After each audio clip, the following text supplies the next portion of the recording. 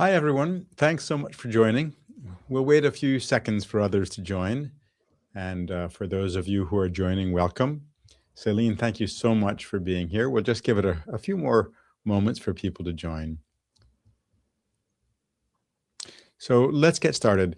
I'm really delighted to be here with Dr. Céline Gounder for a conversation about what success looks like in public health. This is one of a series of conversations with health leaders as we enter really what is a new era of global health, in which we are facing huge challenges, but also real opportunities for progress. Dr. Gounder is an internist, epidemiologist, and medical journalist. She's CBS News medical correspondent, editor-at-large for public health at KFF Health News, and a professor at NYU. Celine, thank you so much for joining. Oh, it's great to be here. So let's start with what's on the top of the news, hantavirus. You know, I remember when what's now called sin nombre virus was identified in 1993. And hantavirus is a really unusual group of pathogens. But what can you tell us about the latest information and how to think about this outbreak from your perspective?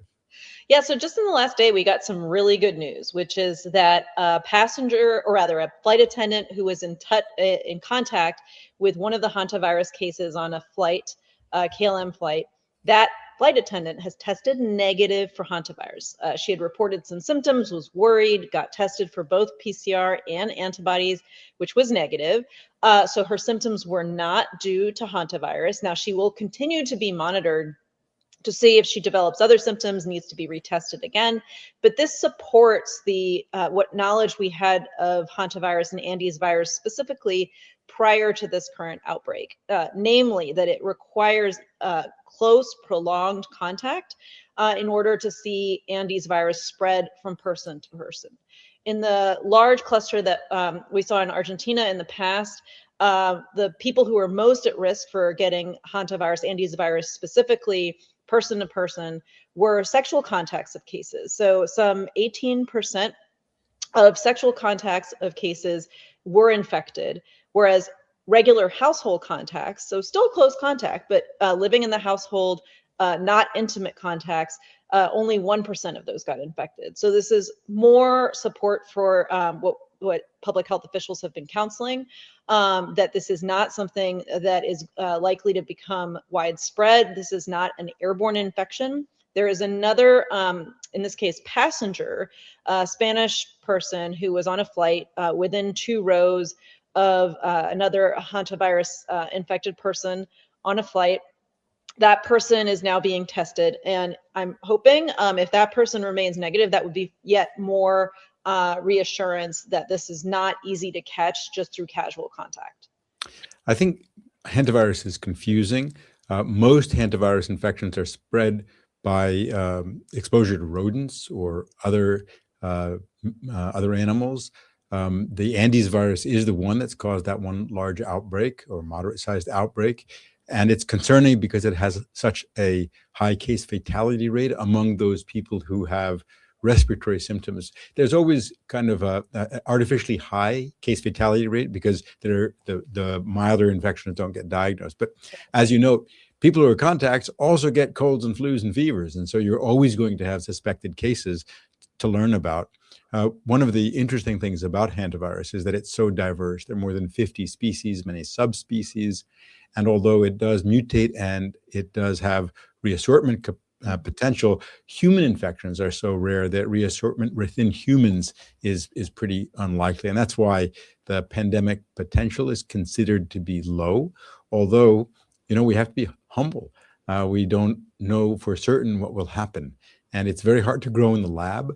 So that actually is something that makes it less concerning as, for example, a bioterror risk. To me, though, the bigger story here is the importance of the World Health Organization and how much more risk we are at as Americans because of the hollowing out of the CDC. And let me be clear, there's still thousands and thousands of doctors and nurses and pharmacists and scientists at CDC who are working really hard to protect us. But they're doing that against enormous odds. At least a quarter of the agency has been dismantled. Virtually all of the leadership has either been dismissed or is acting. There isn't an acting director, and there hasn't been other than for less than a month in this administration. What we would have expected by now would be what's called a health alert network message going out to physicians around the country to say, here's what to tell your patients, here's what to be worried about, here's how to do testing. Nothing. And so this is really kind of a stress test, and the US has failed. We have let down our defenses. We're at higher risk. So to me, that's a huge risk. And WHO seems to be performing quite well. They're clear, they're communicating well, they're coordinating laboratory testing, case definitions, very complicated multi-country evaluation. They're on the cruise ship. CDC is not. But they can't continue that, and they can't do as well as they could have done without WHO presence. So we need to rebuild the CDC, rejoin the WHO, and also up our game with reducing the risk of spillover from animals to humans. Tom, I couldn't agree more. I find it profoundly disturbing, frankly, that we have yet to hear from Secretary Kennedy, from anyone at the CDC. And it's not that they don't want to share information. I think they're being prevented from sharing information. Many of the long-term scientists, doctors who've been at the CDC for many years.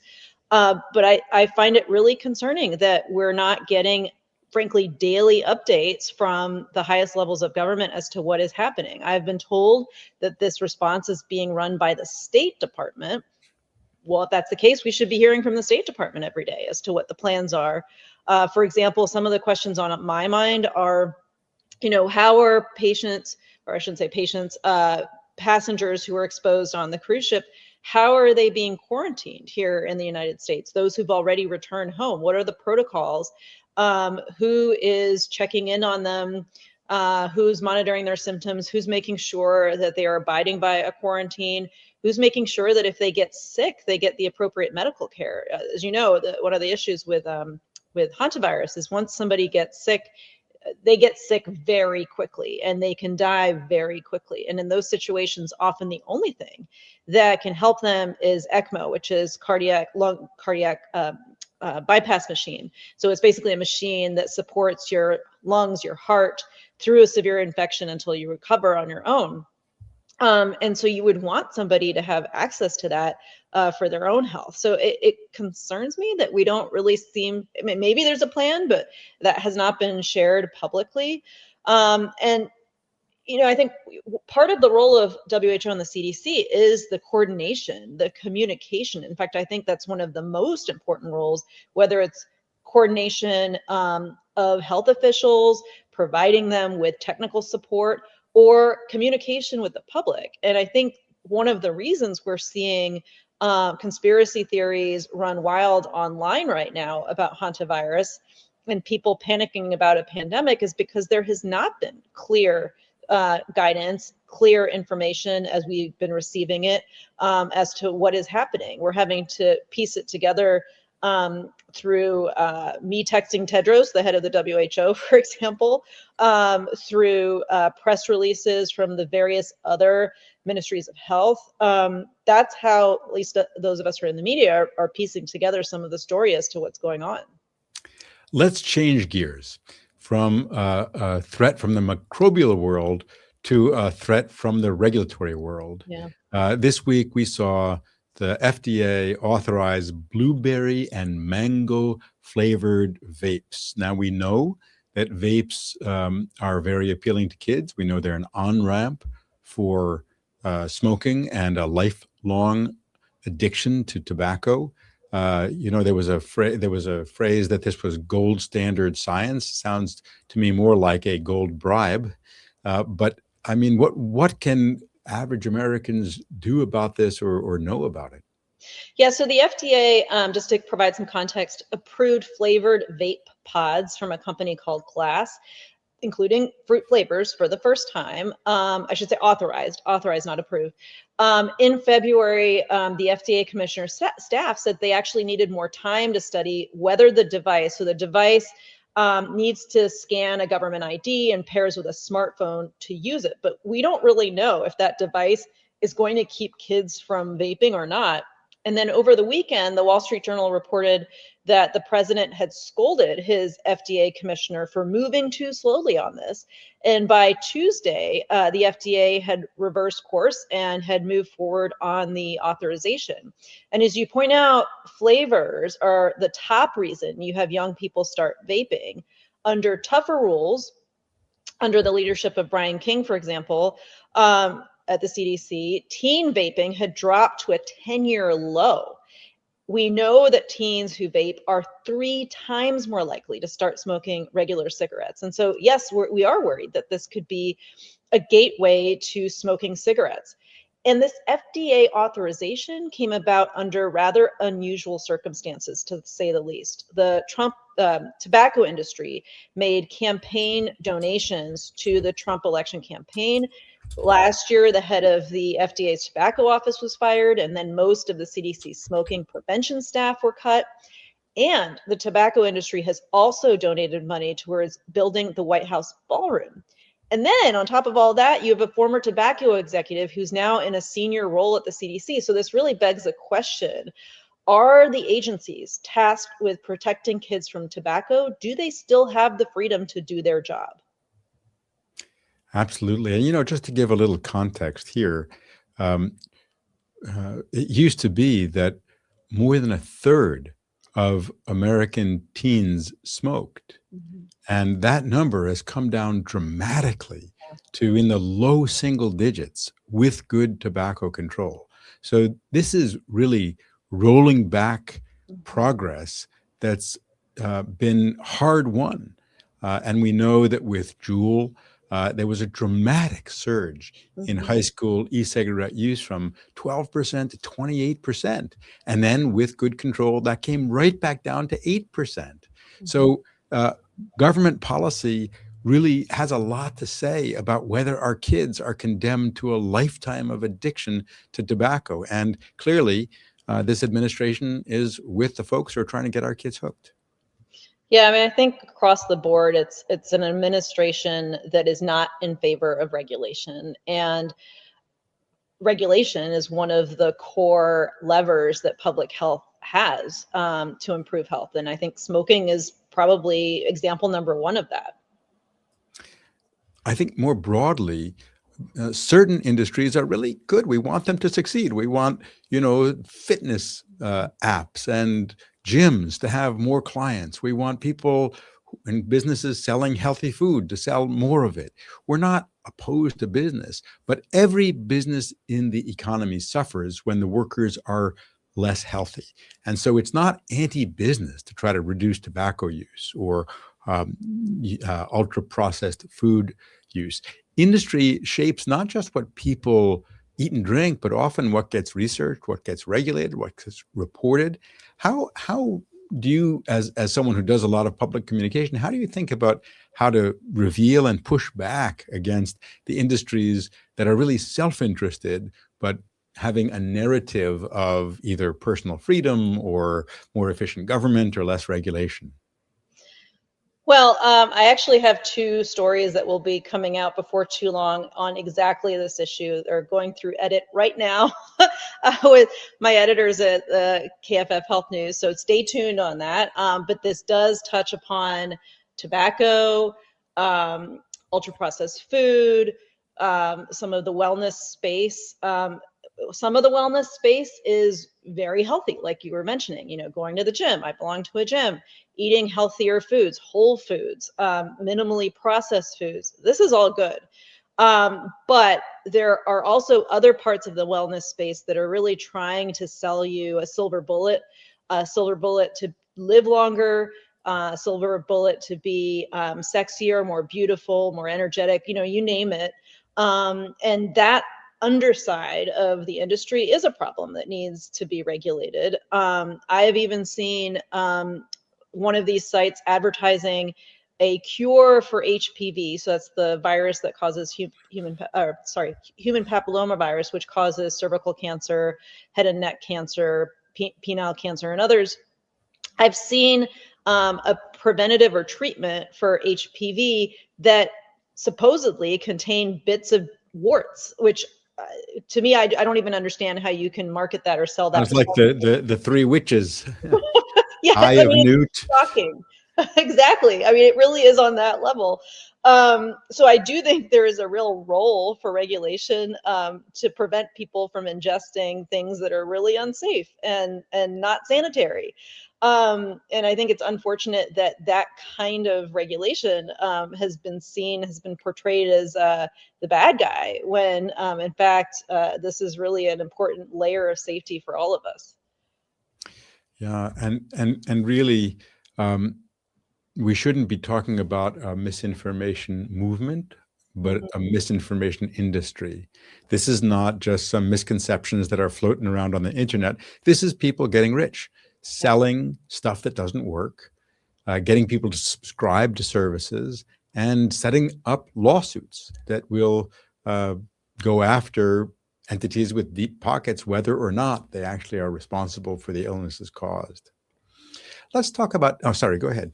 No, I was just going to say, I mean, I think we're seeing this in spades with hantavirus right now. And I think you just have to ask, what does this person have to gain by spreading whatever mis or disinformation? Depends a little bit on if it's intentional or not. But are they building a social media following that they can turn into ad dollars? Because remember, that's how influencers make a living. They leverage, they sell their audience to get advertising dollars. Are they selling you something? You know, part of the business model, as you're alluding to, is you say mainstream medicine or public health or the institutional, professional, scientific advice is wrong. And then you say, but this isn't what they're not telling you. And I have something to help you. And you can, I'm selling it, you know, I'll provide it to you. And so this is a narrative we see over and over and over again. And I think one irony here is actually that with hantavirus, there is no vaccine, there is no antiviral. And so the idea that someone engineered this to sell treatment or a vaccine does not hold up this time. And so I do think we have to remember that, yes, the pharmaceutical industry has not always been fair to consumers. There are issues with how they price medications and how they prioritize certain kinds of R&D and not others. But that doesn't mean that what has been FDA approved, what public health officials and physicians and scientists are recommending is wrong. And I think it's conflating two different issues right there. Yeah, and of course, just on the hantavirus question, and then I want to go on to healthcare. But a hantavirus, it's actually quite hard to grow in the laboratory, and that makes it much more difficult for anyone to engineer it, and quite risky because you could die trying to grow it up in your lab. So let's talk about healthcare. The U.S., as you know, pays more and gets less for healthcare than any other country in the world. Yeah. And a lot of that is because our primary healthcare system is so weak. 100 million Americans don't have a regular doctor. And a lot of these problems would be so much better if people could go to a doctor, a nurse practitioner, someone they trust and say, hey, what's the real story here? And that person would know them, and understand how to speak to them in a way that they can trust. And if they don't like that doctor, they can find another one they trust. And if they don't trust any doctors, then, well, they have their own issues. But you know, we don't have that. And there's emerging evidence in the US and around the world that the US could double or triple the amount we spend on primary care and reduce the amount we spend overall. I was just speaking with one CEO of a company. His company, which helps care for hundreds of thousands of people, has reduced expenditures by more than 40%. Wow. And they've done that while increasing primary care expenditures also by more than 40%. So I think we have this system that is very focused on hospitals, procedures, specialists, and there are some bright spots. Look at Kaiser Permanente. Kaiser Permanente provides excellent quality medical care for less money than other healthcare systems. And that's because they are both the group that pays for it and the group that provides it. And so they have an interest in keeping people healthy. What are your thoughts about how we can get to a healthier healthcare system? Yeah, so I think you have a few different points that were really critical there. So one is access to primary care. So last I saw estimates, about 1 in 4 or so Americans had a primary care provider, a consistent one that they saw on a regular basis. And I think as you go down in age, that is less and less frequently the case. A lot of young people do not have a trusted healthcare provider they can go to if they need something. And so that means defaulting to urgent care or the ER, which is really not where you should be getting primary care. Another issue we have right now is a lot of people are losing their health insurance. So the ACA subsidies, so the subsidies that made it more affordable for people to purchase Obamacare, so the insurance marketplace plans, those subsidies were allowed to expire by Congress. And so it has become much more expensive for people to afford health care through those health insurance exchanges. So we've seen already millions of people roll off as a result of that. And then also we have cuts to Medicaid in the form of new work requirements, which actually might sound on the face of it like, well, why not require people to work to get health insurance? Well, it's a little more complicated because they're basically new bureaucracy requirements is what they are. It's a lot of red tape. And if you're somebody who's already maybe working 2 jobs, earning an hourly wage, having to shuttle your kids to daycare and, whatever it is, to have to then do that kind of paperwork on top of it, it's actually a lot of work. It's a huge onus. And so a lot of people just lose their Medicaid because they haven't recertified that they're eligible. So I think that's one major issue there. I think also, our goal should be that the best healthcare is the healthcare you don't need. That you start off healthy, that you stay healthy, and it's no accident that your zip code is the best predictor of your health status and your life expectancy in this country. How much do you control your zip code? Well, you control your zip code if you have the means and you can buy into a nice neighborhood. If you can't, if you don't have those kinds of means, you have a lot less control over where you live and the circumstances of that. So I do think we need to think about what does it mean to have healthier communities in terms of things like air and water quality, access to whole, healthy foods. And then in addition to that, how do we make access more affordable and appropriate, easy to access in the home, for example? One of my friends, Rebecca Gee, she's an OBGYN, by training was health commissioner for Louisiana, or I think they call it Secretary of Health in Louisiana. But in any case, she went on after that to become the founder of a company called Nest Health, where what they do is they actually provide prenatal care in the home. And these are women who are on Medicaid. These are not wealthy women. And so not only are they providing prenatal care in the home, they're doing, as a result, they see what the home circumstances are. They can do a home assessment. They can assess, are there issues with food insecurity, with housing insecurity, with other safety issues. They continue to follow those women through the pregnancy and after.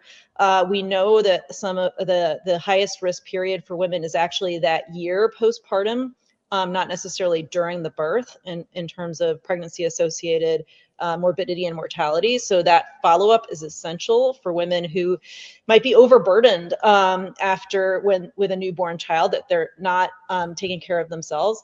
And this program also looks after the rest of the family once they've gotten in. So, I think thinking out of the box, how can we do things differently, especially for those who have the greatest need? Absolutely. But, one thing there's so much controversy in society. I would hope that we can get to a bipartisan place with primary health care. Now, there may be different perspectives about who should provide it and how to pay for it. But ultimately, there shouldn't be any disagreement that every American should have access to a healthcare team that will provide the great treatments that we have. Because for all the bad news in the world, the fact is we have better and better tools every single day. We can help people live longer, be healthier, avoid cancer, avoid heart attacks, avoid strokes. In fact, I think we could make heart attacks and strokes rare if we just implement what we know how to do. So that means thinking creatively about how to provide primary health care in states, in cities, with support from providers in a way that reaches patients, and probably capitalizing on telemedicine, which is really a great way of reaching more people for less money. Doesn't replace all in-person visits, but it's a lot better than nothing. And frankly, I think AI is going to improve healthcare substantially, make it more efficient and more effective, because there are a lot of mistakes in healthcare, and you can't rely exclusively on AI, but AI can find those mistakes and prevent them. Let's end, as we've got about 5 minutes left. Let's end with more positives. Let's think about how to build forward to a public health and a healthcare system that is going to work really well for as many people as possible in this country and around the world. I mentioned earlier the progress with tobacco control. We reduced youth smoking from 36% to 3%, 90% plus. So we've made progress. Celine, what's one example of past success that you can think of that can give us hope? And then let's talk about what are things that we can do toward the future to build a healthier country and world. Well, in addition to smoking, a couple others that stand out. Well, smallpox eradication is one. As an infectious disease specialist, it would be remiss of me to leave that one out. Bill Foege, who was one of the leaders of that effort and a former CDC director like you, recently passed away. And one of the things he told me, which I think relates to what we're ending with, is surround yourself by optimists. And yes, you need the cynics and the pessimists to sort of challenge your thinking, but be optimistic, because that's the only way you get things done. And I think about that every day, and the challenge that was eradicating smallpox, the only infectious disease ever to have been eradicated from the face of the earth, human infectious disease. And so I think that was a huge accomplishment, but that required, this was something coordinated by the WHO with the CDC's support, and a huge amount of coordination and communication. The technical aspects of it were actually pretty straightforward. You just have to vaccinate somebody for smallpox, but the logistics of doing that are what are complicated, not necessarily the science of that. And unfortunately, that's a lot of what has been eroded, not just the science, but the operations, the logistics, the communication. Another one I would throw out there would be motor vehicle accidents. We've made tremendous progress engineering cars and roadways to be safer and safer over time. That is not something individuals can do. I think very often, I get asked on air for tips all the time, tips to deal with XYZ. Well, tips are not going to solve every problem that we have. And in fact, many of these problems, whether it's our food supply, issues with ultra processed food, smoking, motor vehicle accidents, smallpox eradication, these are not solutions an individual can bring about on their own or address on their own. And so I think getting back to a place of a culture of health and a culture of fighting for better health together is really key to moving forward. The way I think of it is the framework of see, believe, create.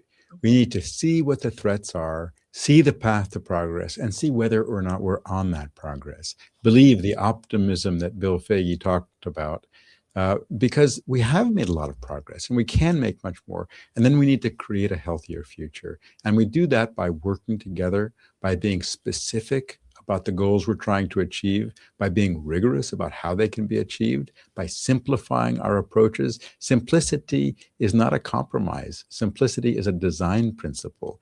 And the more simple our healthcare system, look at the complexity of reimbursement rates. It's crazy. We waste 15 to 20% of all the trillions of dollars we spend on healthcare just on bureaucracy. If we simplify, we can really achieve progress for people all over the country and all over the world. And that means building forward to a primary healthcare system that is accessible, high quality, that meets people where they are and addresses their concern, and a public health system that tracks the trends, that tracks the risks, that provides that information to people, and that is not just trusted, but also trustworthy. Celine, anything you'd like to say as we close? I think you got it. But I just hope that we can come together and believe that every American deserves a shot at a healthy life, and that we work through that goal together.